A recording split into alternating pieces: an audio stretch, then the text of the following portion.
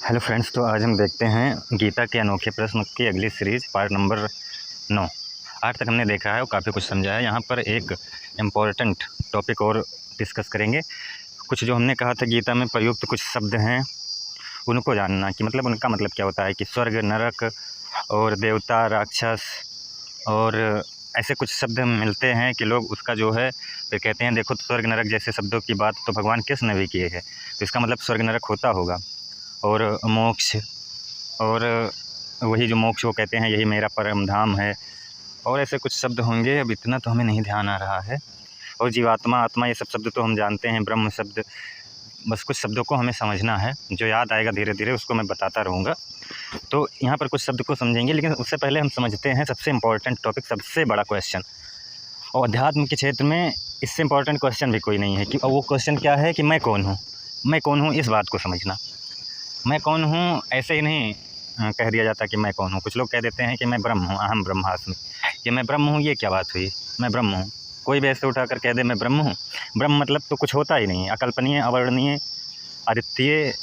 वो जो कुछ भी उसको कह दो, उसके बारे में तुम कुछ कह ही नहीं सकते। नेति नेति करके तुम कुछ जितना काट दो, फिर भी जो बचे वो भी ब्रह्म नहीं है। पहली बात, नेति नेति करके वो काटा ही जाता है हर चीज़।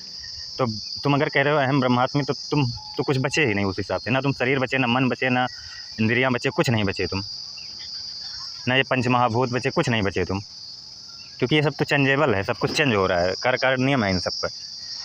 तो जो ये ऐसे सीधे ही कह देते हैं मैं आत्मा हूँ, मैं ब्रह्म हूँ, ये शब्द तो ये तो समझ लो बस ऐसे ही फालतू हो गया, बकवास हो गया। ऐसे ही ये सब बस ऐसे दिया गया एक शब्द है कि मैं ब्रह्म हूँ। मैं वो चेंजेबल को देखने वाला हूँ, मैं ये बदलती प्रक्रियाओं को देख सकता हूँ।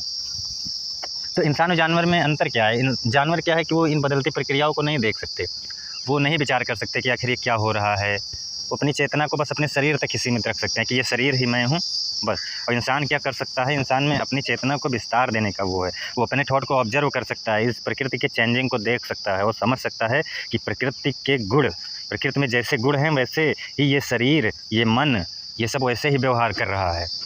और जो है ये सब प्रकृति ही है। मेरा मन, मेरा अहंकार, मेरी बुद्धि, सब कुछ प्रकृति है और सब कुछ चेंजेबल है, सब कुछ बदल रहा है। यहाँ पर सब बदल रहा है।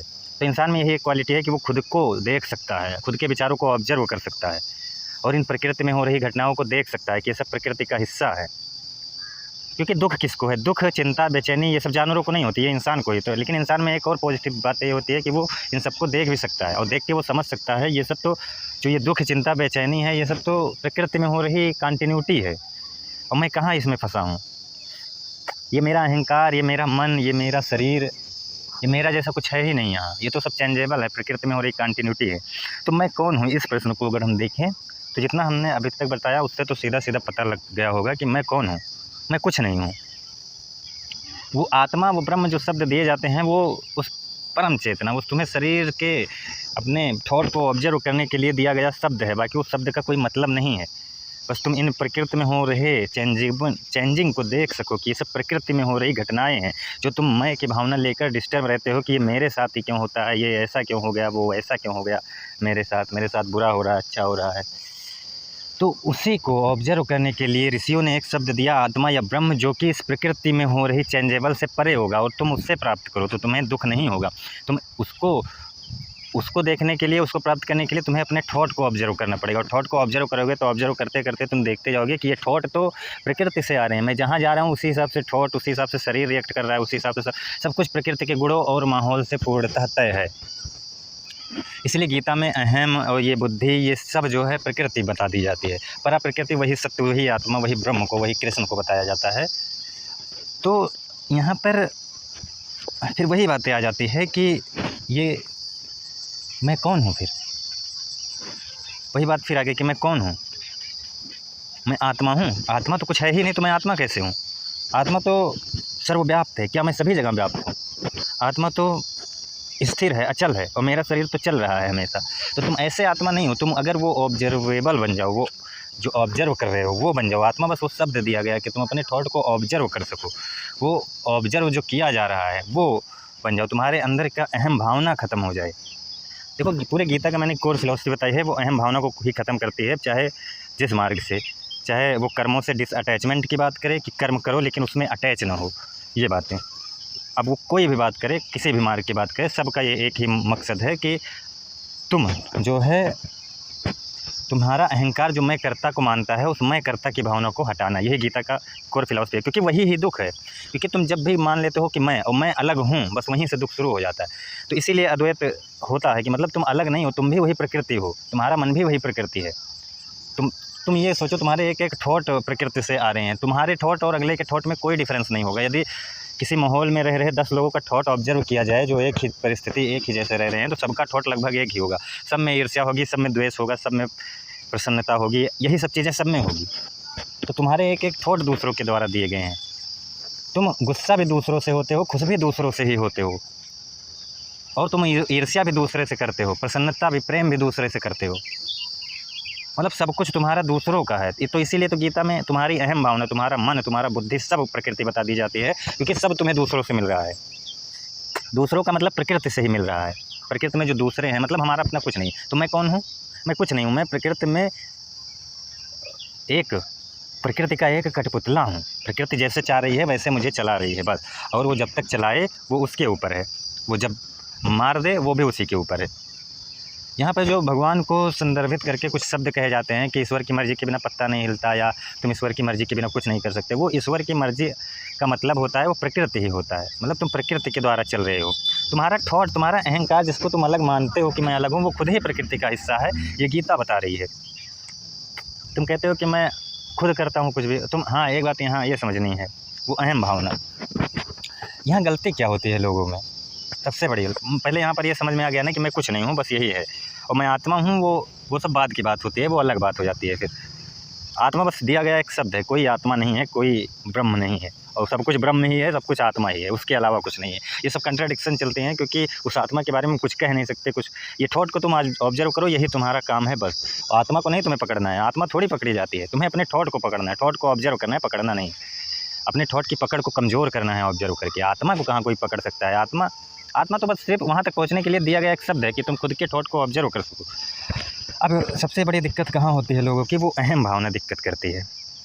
उनको क्या लगता है कि जैसे ये शरीर है, ये शरीर चल रहा है, जैसे सबसे बड़ा मिसअंडरस्टैंडिंग यही है कि ये शरीर चल रहा है। उनको लगता है कि ये इस शरीर के अंदर कोई है जो इस शरीर को चला रहा है। और मैंने बार बार कहा है, तुम्हारे शरीर के अंदर कोई आत्मा, कोई जीवात्मा, कोई कुछ नहीं है। और ये जो मन, बुद्धि, अहंकार जैसी चीज़ें हैं, जो लोग कहते हैं कि फिर मन होगा हमारे अंदर, फिर बुद्धि हो, मतलब अहंकार होगा, तो ये चीज़ को मैंने पहले ही बताया था कि जो तुम्हारा मन या बुद्धि होती है, कुछ लोग कहेंगे वो आता जाता है, वो कहाँ से आ जाएगा? मन तो तुम्हारा प्रकृति से बन रहा है ना, वो अपरा प्रकृति है, मतलब वो प्रकृति का हिस्सा है।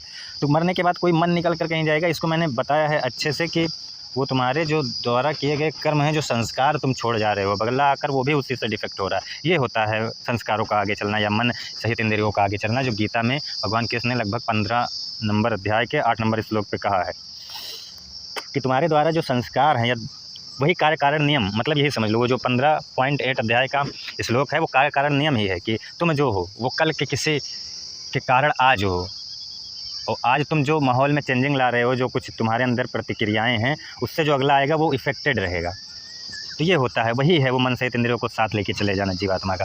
तो यहाँ पर लोग क्या गलती कर दिए हैं कि वो सोचते हैं कि हमारे अंदर कोई जीवात्मा है, कोई आत्मा है, वो जो है सफ़र कर रही है। पहले मैंने कुछ वीडियो में कहा था कि अंदर कुछ लोग जो मैं की भावना या जीवात्मा मानते हैं, वो होता है, लेकिन वो इसी शरीर में होता है। मैं कह रहा हूँ, वो तुम्हारा अहंकार तुम्हारी प्रकृति से जन्मा और तुम्हारे शरीर में है, वो अहंकार है तुम्हें, लेकिन मरने के बाद वो फिर तुम्हारे शरीर से निकलकर पर्सनल अहंकार जाए। पर्सनल ईगो, पर्सनल अहम नहीं होता, पर्सनल जीवात्मा नहीं होती कि फिर निकली, फिर पर्सनल निकल कर फिर गई कहीं, नहीं, सब कुछ आत्मा है, उसमें उसके अंदर शरीर आ जा रहे हैं, ये होता है जीवात्मा। तो गलती आदमी से यही हो जाती है कि वो सोचता है मेरे अंदर कोई जीवात्मा, कोई कुछ बैठा है जो कि हमेशा सफ़र कर रहा है जन्मों जन्मों से। ये गलती उनके अंदर हो जाती है। और कुछ मतलब ऐसे हमारे पुराण हैं, कुछ ऐसे ग्रंथ हैं जिसमें इस बातों का और भी ज़्यादा सपोर्ट मिलता है थोड़ा बहुत, तो वहाँ से लोग और कंफ्यूज हो जाते हैं। अरे पुराण वही उपनिषदों की भाषा को समझाने के लिए हैं, अगर उपनिषदों की भाषा का खंडन कर रहे हैं तो छोड़ दो उनको, या फिर तुम समझ नहीं पा रहे हो, या फिर हाँ, अगर वो लिखे गए हैं उपनिषदों की भाषा को समझाने के लिए तो तुम समझ नहीं पा रहे हो पुराणों को, बस। तो ये सब फालतू की बकवास, तुम्हारे अंदर कुछ नहीं है, तुम एक प्रकृति के द्वारा प्रकृति के कठपुतले हो सिर्फ, बस। तुम्हारे अंदर जो अहंकार है वो भी प्रकृति का ही है, ये चीज़ यहाँ पर समझना। मैं पहले कहता था अहंकार जो तुम मान रहे हो वो जो है अहंकार आ जाता है, वो आ नहीं जाता, वो भी प्रकृति से ही आता है, ये चीज़ समझना है यहाँ पर। तो तुम्हारे अंदर कुछ नहीं बैठा है। जैसे लोग कहते हैं कि कोई आत्मा, आत्मा तो नहीं, खैर जीवात्मा कहते हैं, आत्मा का तो बात नहीं। तो जीवात्मा क्या होती है? आत्मा ही है वो, जीवात्मा जैसा कुछ है ही नहीं। और दूसरी बार तुम कहते हो यदि मेरे अंदर जीवात्मा है ही, मान लो, मैं मानता हूँ, चलो तुम्हारे अंदर कोई पर्सनल आइडेंटिटी है, तो तुम्हारी बॉडी है, उसमें पर्सनल आइडेंटिटी है, कोई अहंकार या जीवात्मा जैसी चीज़ें हैं पर्सनल। तो अगर तुम्हारे अभी जो अरबों खरबों न्यूरॉन्स हैं या कोई भी चीज़ें इधर उधर की, उसमें से एक न्यूरॉन्स इधर उधर हो जाए या कोई केमिकल इधर उधर हो जाए, इतने सारे केमिकल हैं, किसी का बैलेंस बिगाड़ दिया जाए एक इंजेक्शन लगा के सिर्फ, तुम्हारी वो जीवात्मा कहाँ चली गई? फिर उसको कुछ पता ही नहीं रहेगा, शरीर तो पूर्णतः कंट्रोल खो देगा ना। तुम्हारी जीवात्मा जो पर्सनल है उसको याद होना चाहिए ना कि मैं वही शरीर हूँ, वो भूल जाएगी, एक इंजेक्शन से वो भूल जाएगी, क्योंकि शरीर का बैलेंस बिगड़ गया। मैंने कहा है, साइंस ये कहती है बार बार कि हमारे अंदर कोई पर्सनल आइडेंटिटी नहीं, वो मेमोरी की कंटिन्यूटी है जो तुम्हें याद कराती है कि मैं बचपन में वही था जो आज हूँ। अगर वो कंटिन्यूटी इंजेक्शन के द्वारा तोड़ दिया जाए तो कोई नहीं है जो तुम्हें ये याद दिलाए कि मैं बचपन में वही था जो आज हूँ। तो यहाँ पर वही बातें कि कोई आत्मा, जीवात्मा, मन, अहंकार, ये सब तुम्हारे अंदर नहीं है, ये सब प्रकृति के द्वारा आए हैं तुम्हारे अंदर। मतलब प्रकृति में अहंकार था, वो प्रकृति का हिस्सा है, बुद्धि वो प्रकृति का हिस्सा है। इसका मतलब ये नहीं मरने के बाद वो फिर आगे सफ़र करता है। यही मतलब गलती होती है लोगों के, वो सोचते हैं हमारे अंदर कोई जीवात्मा, कोई आत्मा, कोई परमात्मा बैठा है। एक बात और मैं क्लियर कर दूँ, अंदर परमात्मा वो सिर्फ एक सांकेतिक है समझने के लिए, जहाँ प्रेम है वहीं परमात्मा है, इसलिए हमेशा परमात्मा को हृदय में दिखाया जाता है। क्यों? क्योंकि हृदय प्रेम का प्रतीक है, तो इसलिए कहते हैं भगवान तुम्हारे हृदय में है, तुम बाहर कहाँ ढूंढ रहे हो? वो सांकेतिक है, सिर्फ प्रेम शब्द वहाँ पर, प्रेम को दिखाने के लिए हृदय शब्द यूज किया जाता है। इसका मतलब ये नहीं कि तुम्हारे हृदय में परमात्मा बैठे हैं, तुम हृदय के तुम कुछ भी करवा लो, उसमें कहीं परमात्मा नहीं मिलेंगे, तुम पूरा उसका ऑपरेशन करवा के निकाल कर पूरा देख लो, कोई नहीं है वहाँ पर भी। प्रेम है तो परमात्मा, प्रेम मतलब तुम्हारा अहंकार जहाँ नहीं है। तो यहाँ पर हमने क्या समझा कि तो हमारे अंदर कोई पर्सनल आइडेंटिटी नहीं होती। लोगों की गलती यहीं हो जाती है, वो सोचते हैं कोई है जो मरने के बाद निकलता है, ये वो तमाम तरह की बकवास। अरे एक न्यूरॉन्स काट दिए जाएँ, एक केमिकल इधर उधर कर दिया जाए, तुम्हारा पूरा पर्सनल आइडेंटिटी ख़त्म हो जाएगी फिर, और तुम्हारा तो मन पल पल बदल जाता है। तुम कहाँ कह रहे हो कोई पर्सनल तुम्हारे अंदर बैठा है? मतलब कुछ भी मतलब बकवास कर रहे हो। खैर वो सब छोड़ो, तो मैं कौन हूँ? मैं कुछ नहीं हूँ, मैं बस प्रकृति का एक कठपुतला हूँ। ये शरीर प्रकृति का एक कठपुतला है, जब तक है तब तक है, उसके बाद नहीं रहेगा, बस। और इसी को जितने जल्दी जान जाएं कि ये अहंकार, बुद्धि, मन, ये सब प्रकृति के दूसरों के द्वारा ही मेरे अंदर आया है। आया है का मतलब ये नहीं कोई उठा कर रख दिया, उस प्रकृति में है तो वही क्वालिटी हमारे अंदर भी आ गई है, ये होता है। तो न मैं कुछ हूँ और न मेरे अंदर कोई है, बस मेन कोर पॉइंट। न मैं कुछ हूँ और न मेरे अंदर कोई है। अगर तुम उस ब्रह्म सत्य आत्मा की बात कर रहे हो तो मैं ही वो होते हुए सब कुछ हूँ और मेरे अलावा फिर कोई नहीं है, अद्वैत है सब कुछ। लेकिन यहाँ आत्मा जैसे शब्दों का ऐसे यूज करना गलत होता है, क्योंकि आत्मा उपनिषद में सर्वकलमेदम ब्रह्म है फिर। तो खैर ये सभी चीज़ें तो बेसिक चीज़ें थी, हमें जो कुछ शब्द को समझना है उसको हम समझते हैं। जैसे फिर यहाँ पर आता है फिर स्वर्ग क्या होता है। अब मैंने कहा कि तुम्हारा अहंकार ही सब कुछ है और अहंकार भी प्रकृति का ही हिस्सा है। तो यहाँ पर अब स्वर्ग क्या हुआ, तो अब समझते हैं कि स्वर्ग क्या है। तो स्वर्ग क्या है? स्वर्ग मतलब यदि हमें इसी समय जो है हमारे अहंकार को कम करने वाली चीज़ें, जैसे कि दया, संतोष, शांति, ये सभी चीज़ें अगर हमारे अंदर आए तो फिर हमारे लिए यही समय यहाँ पर स्वर्ग है, यही स्वर्ग है। तभी तो कुछ लोग कहते हैं कि ये जीवन हमारे लिए स्वर्ग है या मेरे लिए ये जीवन ही नरक बन गया है। तो वो कोई ऐसे वैसे नहीं कहते, वो रियलिटी है यही। तो नरक क्या हुआ फिर? नरक मतलब अगर तुम इसी समय तुम्हारे अहंकार को चोट पड़ रही है, मतलब तुम जो है इतने डिस्टर्ब हो, जैसे कि चिंता, बेचैनी, घबराहट, इन सभी चीज़ों में उलझे हुए हो, तो तुम्हारे लिए यही धरती इसी समय नरक है। मतलब ये स्वर्ग नरक मन की बदलती प्रतिक्रियाएं हैं। तुम्हारे द्वारा जो है तुम सुख, शांति, ये सभी प्राप्त करो तो तुम्हारे लिए यही समय स्वर्ग हो जाता है। और यदि तुम दुख, बेचैनी, घबराहट, चिंता, इन सब में उलझे हुए हो तो तुम्हारे अहंकार के लिए यही नरक है, क्योंकि तुम अहंकार को ही, खुद को अहंकार ही, मतलब जो तुम हो वो अहंकार ही है। तो स्वर्ग नरक मतलब जो स्वर्ग वो है जो तुम्हारे अहंकार को कम करे, जो सुख शांति दे, जो तुम्हें ये एहसास कराए कि जो है, क्योंकि तुम्हारी एहसास होने की प्रवृत्ति ही कि मैं जो है ये अहंकार नहीं हूँ, वही दुख को कम करता है। और बाकी तुम कितना भी कहो, ये तुम्हारे पास कुछ भी हो, कितना भी कहो कि मैं सुखी हूँ, तुम सुखी नहीं होगे। तुम चिंता, बेचैनी, घबराहट, लालच, ईर्ष्या, द्वेष इन सब में फंसे ही रहोगे। तो स्वर्ग क्या हुआ? स्वर्ग मतलब ये हुआ कि हमारी जो है हमारे अंदर शांति आए, सुख आए। और ये कब आएगा? जब हमारा अहंकार की पकड़ हमारे शरीर से कम होगी। तो हमारे लिए यही स्वर्ग है और यही नरक है। ये मन की बदलती हुई प्रतिक्रियाएँ हैं। और फिर होता है दैवीय प्रवृत्ति और एक होता है असुरी प्रवृत्ति। फिर ये देवता और असुर क्या है? तो देवता क्या हुए? देवता जो है कोई अलग कहीं बैठा हुआ देवता नहीं होता। देवता मतलब ये है कि हमारा जो ये अहंकार है, जो हमारा मन है, इसकी जो प्रवृत्तियाँ हैं, अगर हमें जो है, जैसे गीता में कहा गया है कि यदि तुम सुख तुम्हारा सुखी हो तुम, या तुम्हारे अंदर जो है संतोष है और हेल्पिंग नेचर है, ये सभी चीज़ें, ऐसी कई प्रवृत्तियाँ भगवान कृष्ण बताते हैं। अगर ये तुम्हारे अंदर है तो तुम देवीय संपदा समझ लो तुम्हारे अंदर है। तभी तो कुछ लोग कहते हैं कि तुम तो मेरे लिए भगवान हो, हेल्पिंग नेचर जिसका अच्छा होता है। तो ये बिल्कुल सत्य है। कहीं कोई देवता बैठा नहीं है देवीय संपदा, कहीं कोई दैवीय संपदा या देवता कहीं कोई बैठा नहीं होता। वो तुम्हारी ही समझ लो संतोष, दया और हेल्प, ये सभी प्रवृत्तियाँ तुम्हारे अंदर है, तब तुम समझ लो देवता ही हो। तुम्हारे वो मन के वो भी पल पल बदलते रूप हैं। और असुरी संपदा क्या हुआ? तुम्हारे अंदर दूसरों को दुख देना, दूसरों को पीड़ा देना, घमंड, द्वेष, ईर्ष्या, ये सभी हैं। तो तुम असुरी संपत्ति के समझ लो अंडर में हो, समझ लो तुम असुरी संपत्ति ही है। तो वो सब तो देवता और असुर क्या हुआ? ये हमारे मन के ही हुए हैं। यदि हमारे मन जो है हेल्पिंग नेचर का है और संतोष है, उसमें दया है, शांति है, तो समझ लो हम देवता ही हैं।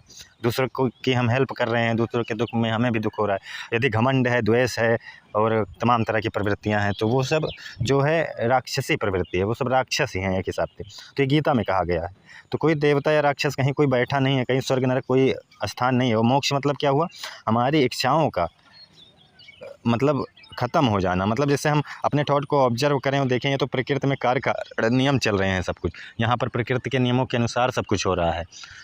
तो हमारी इच्छाओं का ख़त्म हो जाना, या प्रकृति के थॉट को ऑब्जर्व कर सकें कि जैसे ये तो जो लालच है, ये तो एक थॉट है जो कि दूसरों को देख कर आ रहा है, या ईर्ष्या ये भी एक थॉट है दूसरों को देख कर हो रही, सब कुछ दूसरों से हो रहा है। तो मैं वही उसी थॉट को ऑब्जर्व कर सकूं, तो और मैं एक दृष्टा बन सकूं, इन सबको ऑब्जर्व कर सकूं, तो वही क्या हो जाता है? फिर वही हो जाता है मोक्ष। मोक्ष कहीं कोई परम धाम, जो भगवान कृष्ण बार बार कहते हैं कि मेरा परम धाम है, जहाँ पहुंचकर मनुष्य कोई उसके अंदर कोई लोभ, द्वेष ये सब नहीं बचता, वो शांति प्राप्त करता है। तो वो परम धाम या मोक्ष वो यही है कि मतलब कहीं कोई है नहीं, वो इसी समय है। यदि तुम्हारे अंदर से ईर्ष्या, द्वेष, लोभ, मोह ये सभी चीज़ें ख़त्म हो जाए, इच्छाओं की ख़त्म हो जाना, या अपने विचारों को ऑब्जर्व करो कि ये सब तो प्रकृति में आ रही इच्छाएँ हैं, सब दूसरों के द्वारा दी गई चीज़ें हैं, सब प्रकृति के द्वारा दी गई चीज़ें हैं। और जो ये चाह रहा है अहंकार, मेरा मन, वो भी प्रकृति का ही हिस्सा है। ये सब मैं ऑब्जर्व कर सकूं, जिससे कि हमारे अंदर ये तमाम मानसिक प्रवृत्तियाँ कम हो जाएं। तो वही मोक्ष होता है। इन सब का मैं दृष्टा बन सकूं, वही मोक्ष होता है। बस आज के लिए इतना ही। खैर और शब्दों को देखेंगे तो और बताएंगे। धन्यवाद।